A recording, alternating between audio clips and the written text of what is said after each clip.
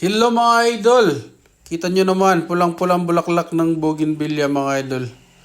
Sa panahong ito, malagong-malago na ang mga halaman mga idol. Kita nyo naman, kulay green na. Oha! Malalaki na po ang mga sisyo mga idol. O, kita nyo naman, tumadami na naman ang inahin nila inang mga idol. May kakatayin na naman tayong native na manok mga idol. Oh. Oha? O diba? Shoutout kay Tatang mga idol. Dumadami na naman yung mga manok nila. Yan ang ating abangan. Magkakatay tayo ng native soon. Pag lumaki na yan mga idol. So far so good. Maganda ang panahon. Wala tayong magawa mga idol. Oo, nangihinain yung mga sisiw mga idol. Buhay na pala itong tanim nating ano.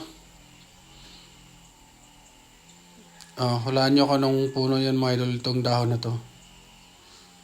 Nung tagulan ko lang tinanim yan. Ngayon buhay na mga idol. Yan po ang mulberry.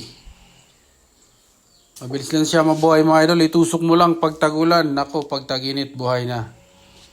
O diba?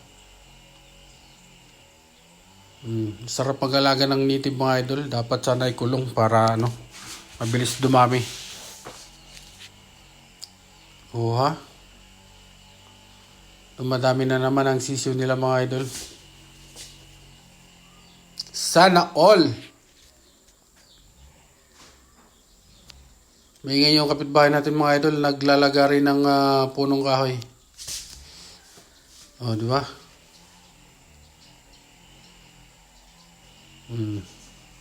Marami na yung manok nila mga idol. Pwede na natin katayin yan.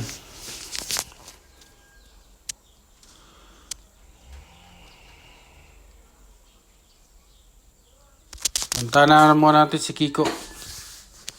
Ay, si Coco pala mga idol. Yan si Coco mga idol. Ang ating mabait na aso. Coco! Coco magpakadel mga idol sa kanyang bitlog. O, di ba? Laki na ni Coco mga idol. Hinalian natin kasi nangahabol ng kalabaw. Baka magbayad tayo ng isang kalabaw mga idol. Mahal po yung isang kalabaw. Kinakagat niya yung kalabaw mga idol, kaya talian natin. Kisa pakalat-kalat, at yan po ang tamang paraan para hindi tayo makapagporisyo ng kapitbahay. O diba? Yan yung bahay niya mga idol. Parang alien na saucer.